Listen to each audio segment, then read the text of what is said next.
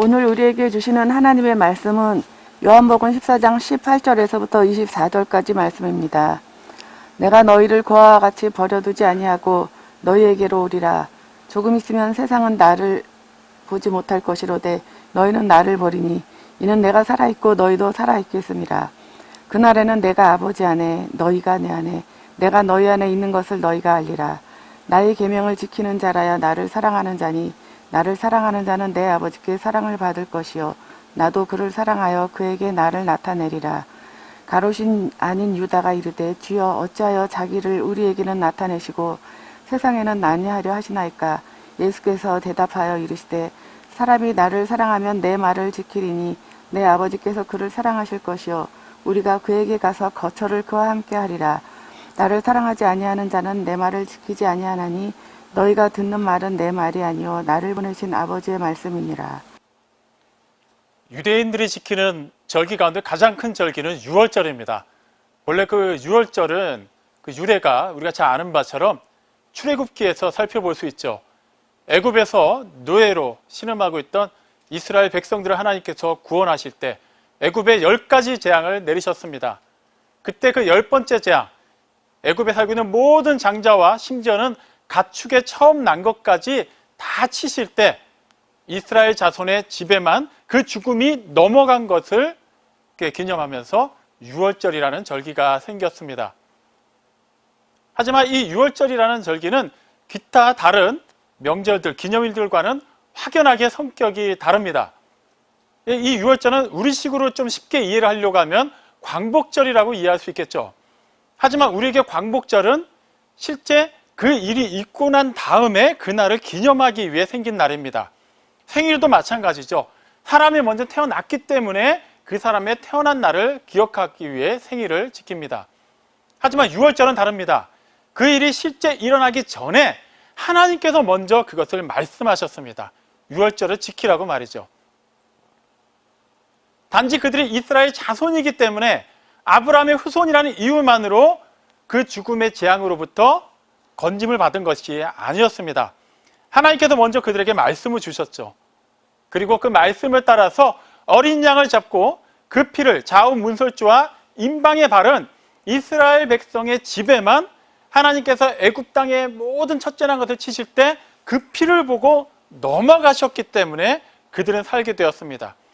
본래 그들이 살 만한 어떠한 자격을 갖춘 것이 아니라 하나님의 말씀이 먼저 선포되었고 그 선포된 말씀을 그들이 믿고 따랐기 때문에 하나님께서 그 피를 보고 넘어가신 거예요.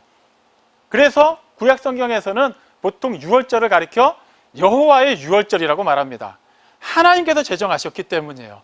하나님의 날이기 때문입니다. 하지만 어찌된 영문인지 그 유월절은 세월이 흐르면서 점차 여호와의 유월절이 아닌 유대인들의 유월절로 바뀌게 됩니다. 똑같은 유월절인 것 같지만 의미가 달라진 것이죠. 하나님의 그 주권과 섭리와 그 은혜를 기억하고 하나님의 말씀에 다시금 순종하고 따르기로 작정하는 절기가 아니라 단지 명절을 위한 명절이 된 것입니다. 오늘 우리가 계속해서 살펴보고 있는 이 본문 말씀, 이 시간적 배경이 되는 유월절도 마찬가지예요. 그때를 시작하면서 요한복음 12장 55절도 유대인의 유월절이 이르렀다고 말합니다. 그들에게는 그냥 그 명절을 위해서 그렇게 의식을 행하고 그 명절 기간 동안에 함께 식사하고 그냥 함께 교제하는 그런 시간이 돼버리고 만 것이죠. 하지만 이번 유월절만큼은 그들에게 의미가 달랐습니다. 우리가 잘 알고 있는 것처럼 그들은 로마의 지배를 받고 있었습니다. 그들 마음 한켠에는 항상 이 로마로부터 자신들을 구원해 줄 그 예전에 자신들의 조상들을 애굽에서 구출해낸 그런 모세와 같은 선지자 혹은 메시아가 나타나기를 기다리고 있었습니다. 그런 갈망하는 마음이 있었어요. 하지만 그것은 물리적으로 불가능한 일이었습니다. 상대 로마는 너무나도 큰 대제국이었기 때문이죠. 그런데 그들 사이에 예수라는 인물이 등장했습니다. 사실 그의 말에도 분명히 따르는 권세가 있지만 그가 행하는 그 기적들은 도저히 사람이 할 수 있는 일이 아니었죠. 그 사람들은 그의 기적을 직접 보고 체험할 때마다 그가 바로 그들이 그렇게 고대하던 정치적 메시아라고 기대하기 시작했습니다. 그를 어떻게든 왕으로 세우려고 했어요. 하지만 그때마다 번번이 그는 사람들의 기대를 저버리고 떠나갔습니다. 근데 이번 유월절만큼은 달랐어요. 유월절을 지키기 위해 모여있는 수많은 사람들 가운데 예수가 어린 나귀를 타고 등장합니다. 사람들이 종려나무까지를 흔들며 이스라엘의 왕이여 우리를 구원하소서라고 외칠 때 기존 같았으면 다시 그 자리를 피하든지 아니면은 그들에게 분명히 반대하는 그런 의사를 표현했을 법도 한데 이번에는 그렇게 하지 않았어요. 아무 말도 하지 않고 예루살렘 성으로 입성하고 있습니다. 이제는 때가 된 것입니다. 불과 며칠 전에는 어떤 일이 있었죠? 죽은 지 나흘이나 된 나사로를 완전히 썩어서 냄새가 나는 그 시체를 살려냈습니다. 이런 초자연적인 일을 유월절 전에 행했다는 것은 바로 이번 유월절이 그가 그토록 자신을 숨겨왔던 그 정체성, 그 정치적 메시아로서의 모습을 사람들 사이에서 나타낼 때가 됐다라고 사람들은 생각한 것이죠. 그래서 그 유월절의 마지막 그 전날 저녁에 사람들의 식사 자리의 모든 대화의 주제는 온통 예수에게 쏠려 있었을 것입니다. 그것은 제자들도 마찬가지였어요. 그들은 다른 유대인들이 생각하는 기대 이상의 기대를 할 수가 있었죠. 주님이 정말 유대인들이 기대하는 그 메시아, 이스라엘의 왕이 된다면 그들의 신분은 이루 말할 수 없이 수직 상승하게 될 것입니다. 그날 그 다락방에서 이루어지고 있는 유월절 만찬 자리는 그 어느 때보다도 화기애애하고 분위기가 고조된 상태에서 진행되고 있었어요. 근데 주님께서 갑자기 분위기를 완전히 다운시키는 얘기를 하십니다. 주님이 떠나시겠다고 말씀하세요. 심지어는 그곳에 제자들이 따라올 수 없다고 말씀하십니다. 물론 그 이전에도 충격적인 말씀을 하셨죠. 너희 가운데 하나가 나를 배신할 것이다. 하지만 이거는 급이 다릅니다. 주님을 포함해서 제자들 총 13명 가운데 한 명이 배신한다면 그것은 한 명이 떨어져 나가는 거예요. 하지만 주님이 떠나가신다면 얘기가 달라집니다. 모든 것이 다 무너지게 되는 것이죠. 그들은 주님이 아니면 그 자리까지 올 수 없었습니다. 사도로 부름받을 수 있는 사람들이 아니었어요. 엄밀히 말하면 배우지도 못한 무식한 어부들이었습니다. 다른 유대인들 갈릴리 사람들 사이에서 미움을 받는 세리였어요. 주님이 떠나가시고 나면 그들이 할 수 있는 일을 다시 한다고 했을 때 그들은 결코 주님을 따라다니면서 했던 그 일들을 할 수 없게 됩니다. 낙심할 수밖에 없죠. 그들이 기대했던 일이 무너지는 것은 둘째치고 다시금 그들의 생업의 현장으로 돌아가서 원래와 같은 삶을 살 수 있을까에 대해서도 그들 스스로 의문이 들 수밖에 없는 상황. 하지만 주님께서는 그들을 그대로 내버려 두지 않으십니다. 위로하시죠. 나는 아버지께로 간다라고 말씀하세요. 하나님께로 가신다고 말씀하시는 거예요. 그게 사실 위로가 될 수 있습니까? 자, 우리 입장에서 생각해 보죠. 그 사람이 하나님께로 갔다. 어떤 의미입니까? 세상을 떠났다는 얘기예요. 더 이상 우리 곁에 있지 않다는 얘기죠. 하나님 아버지께로 간다고 하면 주님이 더 이상 제자들과 함께하지 않는다는 얘기이기 때문에 위로가 될 수가 없어요. 근데 주님께서는 분명한 이유로 얘기하십니다. 내가 아버지 하나님께로 간다. 내 아버지께로 간다. 하지만 그것은 너희를 위한 거처를 마련하러 가는 것이다. 때가 되면 반드시 내가 다시 와서 너희를 그곳으로 데리고 갈 것이다 라고 약속하시죠. 그럼 아버지께로 가는 그 길이 무엇인가라고 궁금해하는 제자들에게 분명한 길을 제시하십니다. 아버지께로 나갈 수 있는 길과 질과 생명은 바로 나다라고 주님 자신을 제시하시죠. 그리고 거기서 끝나지 않습니다. 그 길을 통하여서 아버지께로 나아갈 수 있음을 믿는 너희들은 내가 당장 너희 곁에 육신의 몸은 없을지라도 내가 했던 그 일을 하게 될 것이다. 심지어는 그보다 더 큰 일도 하게 될 것이다 라고 용기를 주십니다. 하지만 주님께서 말씀하셨다고 해서 그게 현실적으로 가능한 일일까요? 그거는 주님이 하나님의 아들이시기 때문에, 그분이 곧 하나님이시기 때문에 가능한 일이지만 제자들은 사람입니다.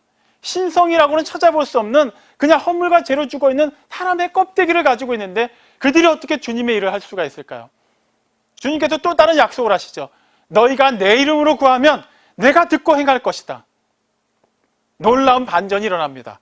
주님의 이름으로 구하기만 하면 주님께서 하셨던 그 일을 제자들이 할 수 있을 것이라고 말씀하시죠. 근데 이 말에는 모순이 있습니다. 주님께서 기도를 들으시고 기도를 응답하시려면 주님이 함께 하셔야만 되는데 주님은 지금 떠나신다고 말씀하시죠. 그래서 주님께서 어떠한 약속을 하십니까? 또 다른 보혜사를 약속하셨어요. 주님 당신이 보혜사이신데 이제 육신의 몸으로는 더 이상 보혜사로 그들 곁에서 그들의 보호자가 되지 않고 그들을 위로하지는 않으시지만 또 다른 보혜사께서 진리의 영이신 성령님께서 오셔서 제자들과 함께 하시고 제자들 안에 내주하신다고 말씀하세요.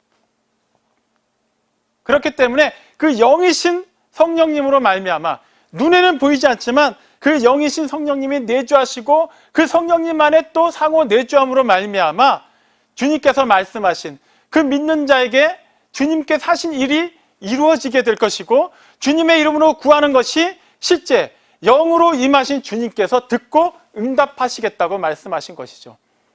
그래서 그 말을 조금 더 구체적으로 오늘 읽은 본문 14장 18절에서 너희를 고아와 같이 버려두지 아니하고 내가 올 것이다 라고 말씀하신 거예요. 어머니가 그러니까 아이를 잠시 집에 놔두고 뭐 이렇게 장을 보러 갔다 온다고 가정해 보겠습니다. 그 잠시 시간을 비우는 것이 아이를 고아와 같이 내버려 두는 것인가요? 아니에요. 왜 그렇죠? 지금 당장은 시장을 향해서 가시지만 최종 목적지는 집이기 때문이에요. 그리고 오래지 않아서 올 것이기 때문입니다. 주님께서 제자들에게 내가 너희를 고아와 같이 버려두지 아니할 것이다.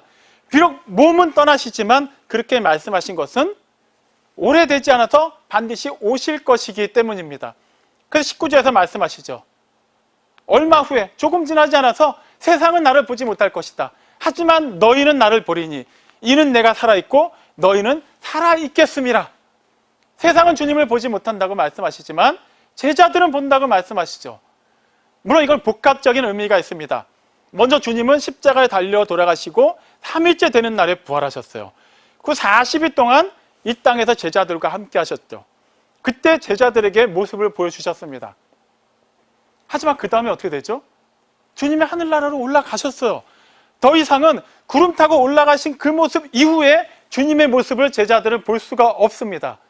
그런데도 어떻게 제자들에게는 주님이 너희가 나를 보게 된다라고 말씀하시는 걸까요? 그것은 향후에 있을 재림의 때를 얘기하시는 것이죠. 이 말씀은 비단 제자들에게 뿐만 아니라 우리에게도 적용되는 말씀입니다. 우리는 2000년 전에 부활하신 주님을 만나보지 못했어요. 이미 그 일이 있기 전에 그 유대 땅 갈릴리 땅을 이렇게 거니시던 주님을 직접 본 사람들이 아닙니다. 그럼에도 불구하고 우리는 주님을 보았고 주님을 볼 수 있게 됩니다. 주님께서 반드시 오실 것이기 때문이고 오셨기 때문이에요. 그러면 이 부분에서 우리는 질문을 던질 수밖에 없죠. 솔직히 말하면 나는 주님을 본 적이 없습니다. 누군가가 저에게 물어본다면 저도 똑같이 얘기합니다. 실제 주님이 어떻게 생기셨는지 저는 본 적이 없습니다. 여러분도 마찬가지일 거예요. 우리가 일반적으로 주님의 모습을 생각하면 떠오르는 이미지가 있어요. 우리에게 익숙한 그림이 있습니다. 우리가 주님에 관한 그런 영화나 그런 드라마를 봤다면 보통 거기 나오는 인물들은 비슷하게 생겼어요. 수염이 어느 정도 났고 머리가 적당히 길어져 있고 얼굴도 잘생겼습니다. 하지만 실제 주님이 그렇게 생기셨다고는 아무도 장담할 수 없어요. 실제 주님은 당신의 모습을 분명하게 세상에 남겨놓지 않으셨기 때문입니다. 그런데 어떻게 우리가 주님을 볼 수 있을까요? 주님을 보지 못한다면 문제가 심각해지는데 우리는 주님을 봐야만 하는데 우리는 주님을 못 봤어요. 그러니까 우리는 이 부분을 분명히 짚고 넘어가야만 합니다. 우리는 주님을 봤는지 안 봤는지 말이죠. 세상은 주님을 보지 못합니다. 하지만 이 세상을 떠나면 한 번은 보게 돼 있어요. 하지만 그때는 주님을 더 이상 믿을 수 있는 대상으로 만나는 게 아닙니다. 심판자로 만나게 돼 있어요. 그렇기 때문에 요한계시록 20장 13절에서는 그 세상의 모든 사람이 각자 자기의 행위대로 심판을 받고 불못에 던져질 것이라고 말씀하고 있습니다. 주님을 딱 한 번 보기는 보는데 그때는 결과가 결정돼 있다는 거예요. 그렇기 때문에 우리 또한 주님을 보지 못한다면, 주님을 볼 수 없다면 우리에게 처해지는 결과도 똑같습니다. 우리는 이것을 해결해야만 해요. 그런데 어떻게 해결할 수 있을까요? 주님이 답을 제시하십니다. 이는 내가 살아있고 너희가 살아있겠음이라. 주님은 살아나셨어요. 하지만 이것만으로는 완벽해지지 않습니다. 주님의 부활하심과 주님의 살아계심이 불완전하다는 것이 아니라 우리도 살아있어야만 해요. 어떻게 살아있을 수 있을까요? 사실 우리는 허물과 죄로 죽어 있었잖아요. 세상이나 우리랑 똑같았잖아요. 우리도 본래 어둠 가운데 있지 않았습니까? 우리도 본래 진노의 자녀였잖아요. 근데 어떻게 우리는 지금 살아났다고 말할 수 있을까요? 요한복음 3장 19절에서 주님은 분명히 말씀하셨습니다. 세상은 본래 자기 행위가 악하기 때문에 빛이신 주님께 나오지 않는다고 말합니다. 주님을 알 수가 없어요. 알려고 하지도 않아요. 그래서 요한일서 5장 12절은 분명히 얘기합니다. 아들이 있는 자에게는 생명이 있고 하나님의 아들이 없는 자에게는 생명이 없다고 말이죠. 하나님께 나오려 하지 않고, 그러니까 하나님의 아들께 나오려 하지도 않고 하나님을 알려고 하지 않는 사람에게는 생명이 없습니다.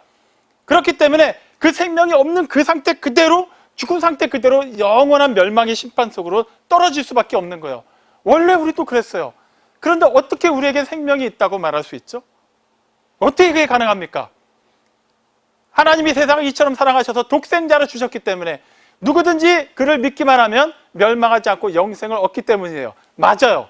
그런데 왜 세상은 믿지 않는데, 왜 세상은 믿지 못하는데 우리는 믿을 수 있게 된 거죠? 본래 출발선상이 똑같은데 말이죠. 어떻게 이게 가능하게 되었을까요?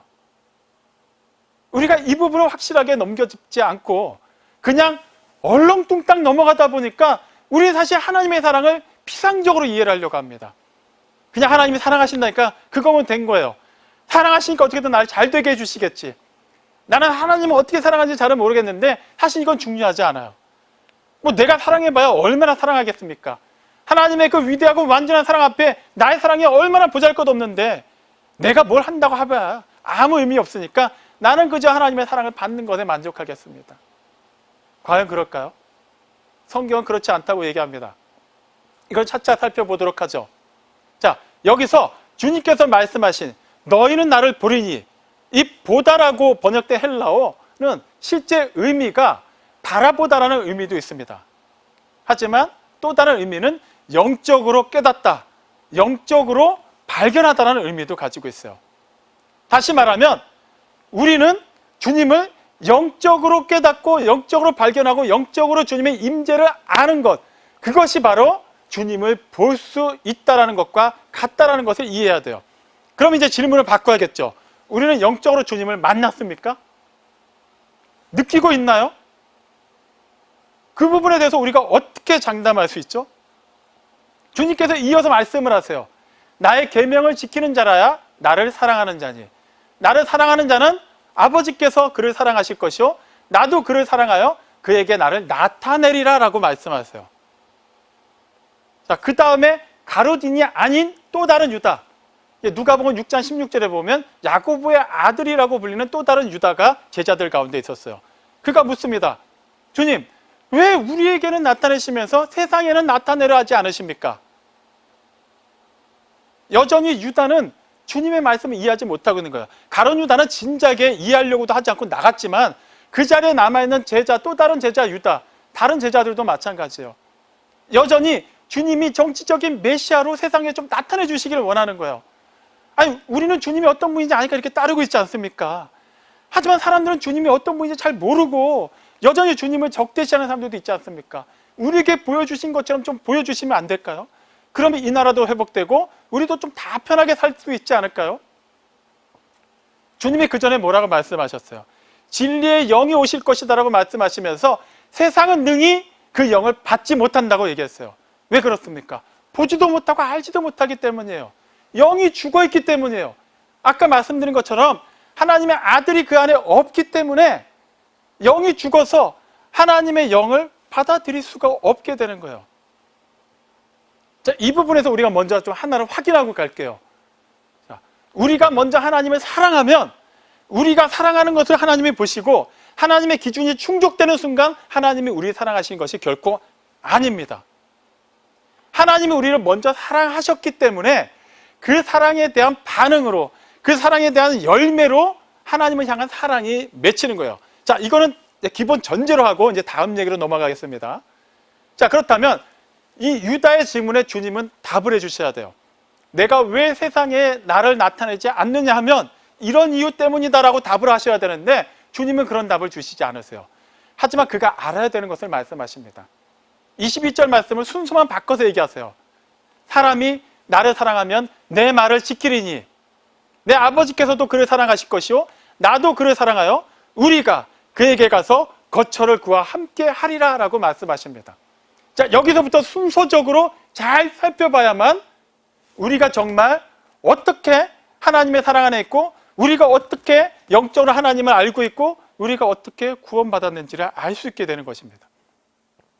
주님께서 먼저 말씀하세요.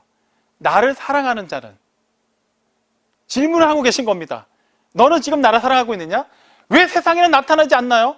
왜 세상에는 이런 일이 벌어지고 있나요? 왜 세상은 주님을 모르고 있는데 그대로 내버려 두시나요? 지금 이게 중요한 게 아니라는 거예요. 지금 정말 중요한 것은 너부터가 나를 사랑하는지를 확인해야 된다는 거예요.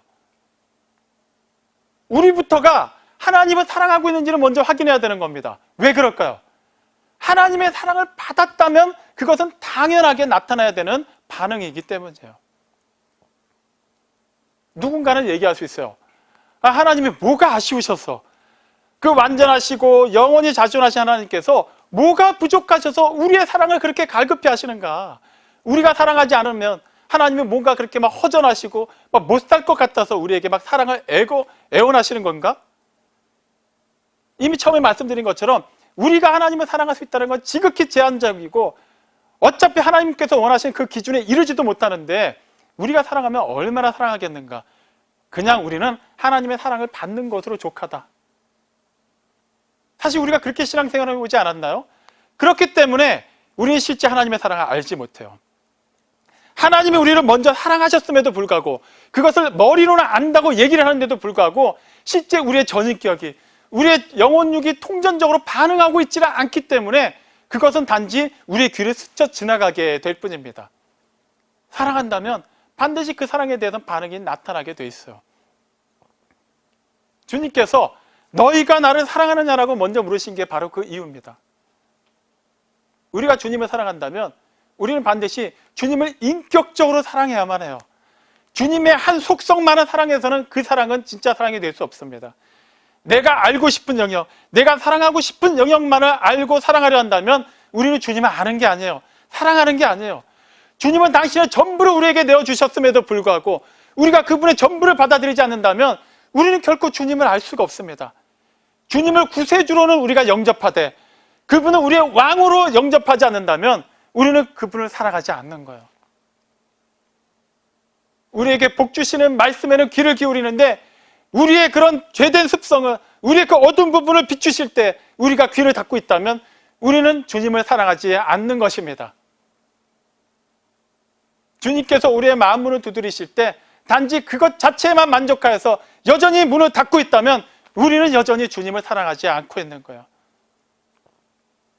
반드시 반응을 보여야만 합니다. 주님께서 우리를 어떻게 사랑하셨는지를 안다면 우리가 주님을 사랑하지 않을 수가 없어요.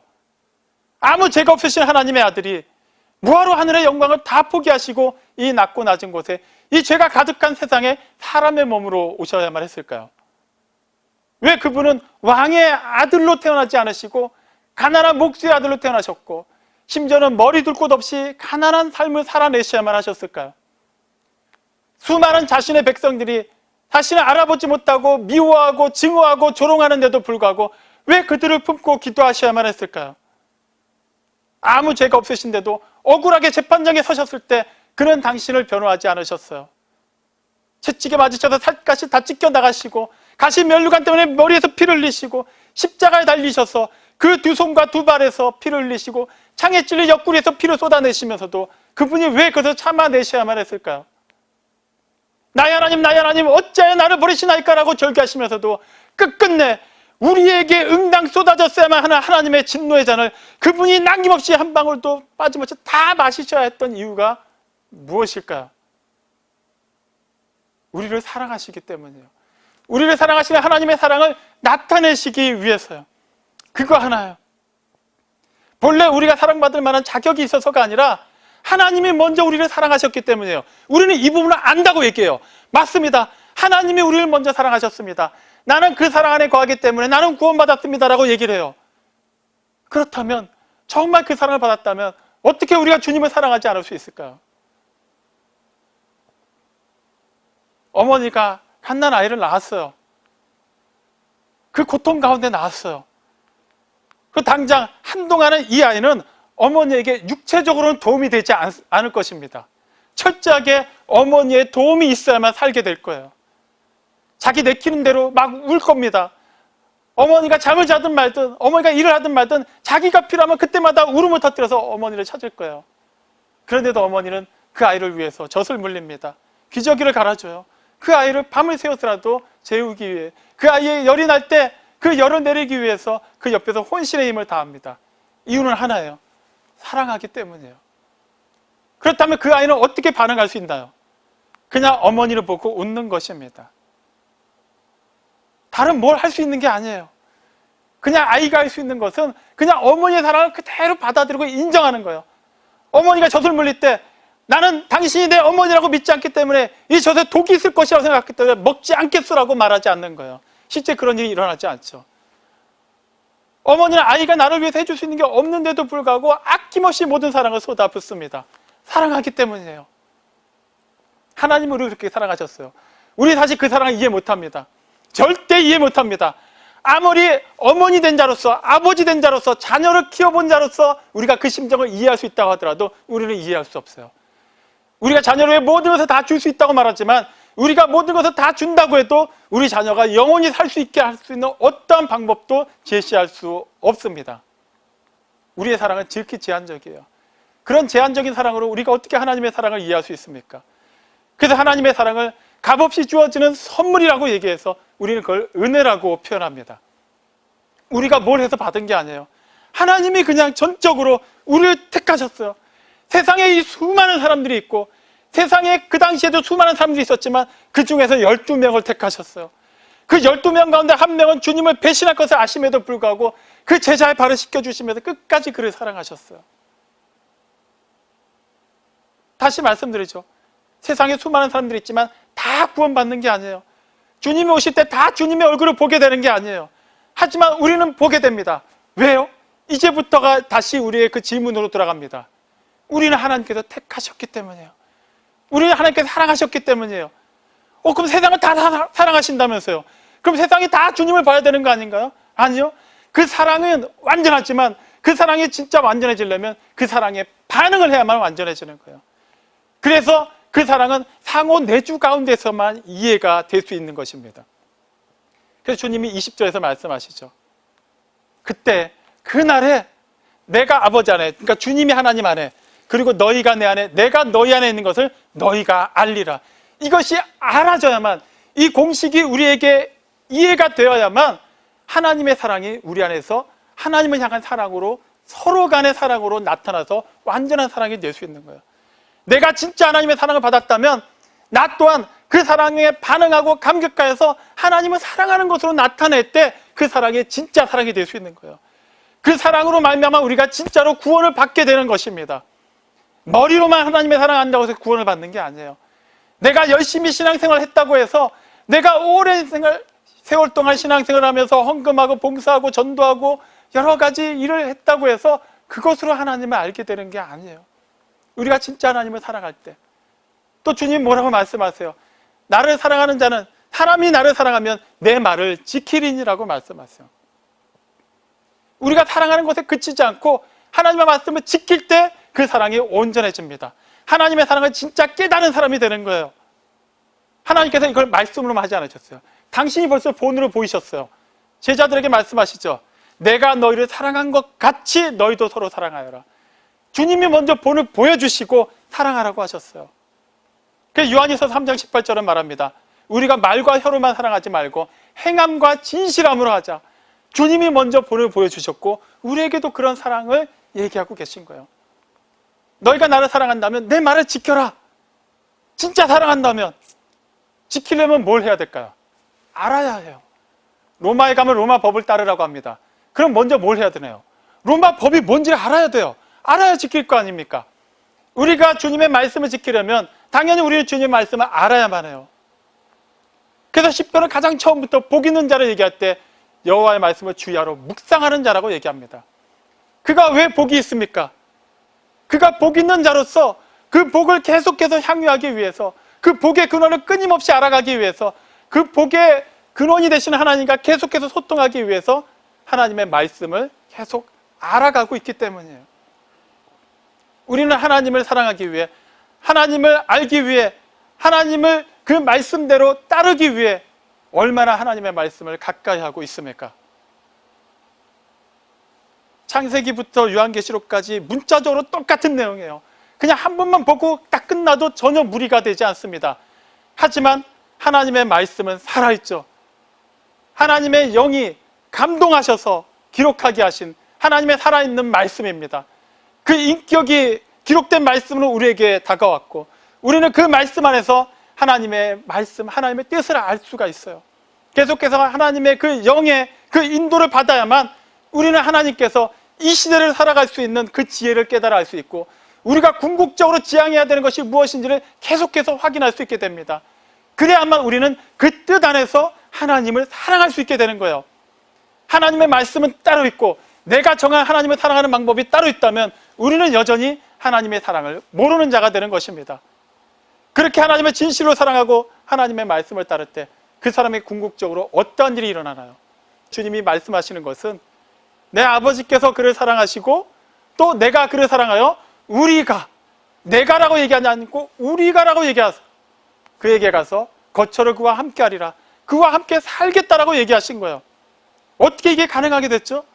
진리의 영이신 보혜사께서, 또 다른 보혜사께서 우리 안에 거하심으로 말미암아 삼위일체의 한 위경만이 오신 것이 아니라 삼위일체가 되신 하나님이 다 우리 안에 거하시게 됐다라는 거예요.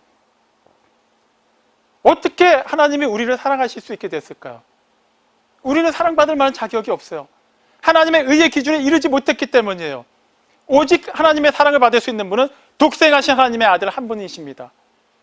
하나님의 의를 완전히 이루실 수 있고 아무 죄가 없으시기 때문이에요. 그런데 하나님께서 어떻게 우리를 사랑하셨어요? 주님을 보셨기 때문이에요. 하나님의 아들이 세상에 오셔서 우리의 모든 죄를 당신의 피로 다 씻어주시고 우리를 품어주셨어요. 그렇게 우리가 그분 안에 거하게 되었습니다. 당신의 독생자 안에 있는 우리를 보셨기 때문에 하나님이 우리를 사랑하신 거예요.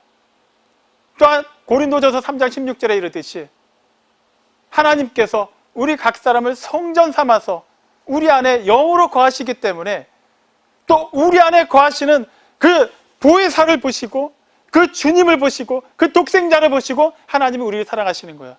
그렇기 때문에 우리는 계속해서 상호 내주라는 이 공식을 분명하게 인식을 하고 하나님을 사랑해야 되고 하나님의 사랑을 이해해야만 합니다. 하나님의 사랑을 받는 것에만 만족해서는 안 돼요.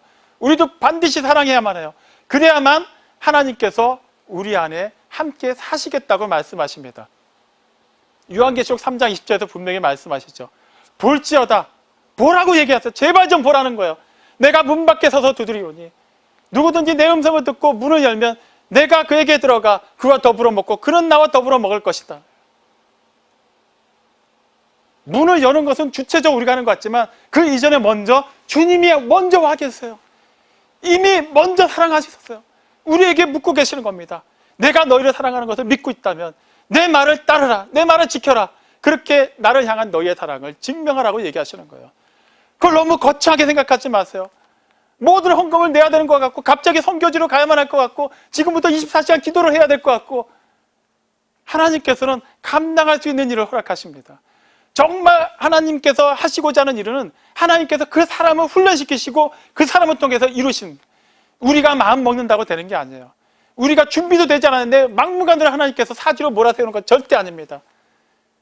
때로는 하나님께서 우리에게 너희가 정말 나를 사랑한다면 문을 열라고 말씀하실 때가 더 많다는 것을 잊지 마십시오. 지금 하나님께서 분명히 우리 각 사람의 마음에 계속해서 문을 두들기고 계실 겁니다. 그것이 무엇입니까? 여러분 각자에게 주신 그 마음이 있을 거예요. 응답하시기 바랍니다. 그렇게 주님을 사랑하시기 바랍니다. 그렇게 주님을 모셔드리고 주님의 뜻대로 그 말씀을 따라서 지켜 살아내시기 바랍니다. 그 사람이 바로 하나님의 사랑을 받은 자요, 하나님의 그 사랑에서 영원한 생명을 얻은 자요, 궁극적으로 주님을 보는 자가 되는 것입니다. 사랑하는 성도 여러분, 우리는 본래 하나님을 볼 수 없는 그런 저주받은 인생들이었습니다. 그 어둠 가운데서 우리가 스스로 벗어난 것이 아니라 애초에 벗어날 의지도 없었고 그럴 만한 힘도 없었던 우리를 하나님께서 택해 주셨어요. 이제 빛의 자녀로 불러주셨어요. 빛의 자녀답게 살라고 말씀하셨습니다. 그것은 하나님을 사랑하는 거예요. 하나님의 말씀을 지키는 겁니다. 그렇게 하나님의 사랑을 계속해서 받아 누림으로 하나님의 그 완전한 사랑 안에서 하나님의 얼굴을 보고 세상을 향하여서 하나님의 그 얼굴을 비추는 것, 그것이 하나님의 자녀로 부름받은 우리의 사명이자 우리의 마땅한 삶의 자세가 되어야만 합니다. 하나님을 사랑하십시오. 머리로 사랑하지 말고 여러분의 전 존재를 하나님 앞에 내어드리고 하나님의 말씀을 지키십시오. 그렇게 하나님의 사랑을 받아 누리십시오. 그렇게 하나님의 얼굴을 보고 그렇게 이 어둠 가운데 있는 세상에 하나님의 진리의 빛을 신실하게 비치는 우리 모두가 되기를 주님의 이름으로 축원합니다. 아멘.